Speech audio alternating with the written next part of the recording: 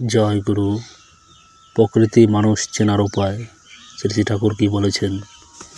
অন্তরে মানুষ কেমন কোনো বৃত্তি আধিপত্য করছে তা বুঝতে হলেই দেখে নিও অসতর্ক মুহূর্তে বা উত্তেজনা পরবশ হয়ে কাম ক্রোধে লোভে মদে মোহে মাৎসর্যে কী করছে বলছে বা কেমন চলছে, তার থেকে বোঝা যাবে তার অন্তর্নিহিত নায়কবৃত্তি।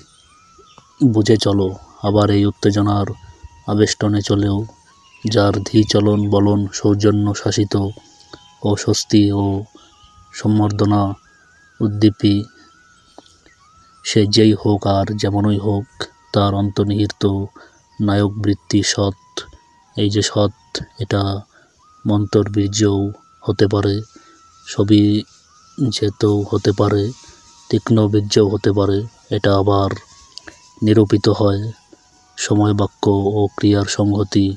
যার যেমনতর সক্রিয় তদনুপাতিক রকম ও ধাতুর বিন্যাসে আবার ব্যাহত কটুভাষী হয়েও কেউ যদি সৎকর্ম সাধু উদ্দেশ্যে প্রণোদিত ও লোক হিতি হয়, সেখানে বুঝতে হবে অন্তর তার সৎ। জয় গুরু।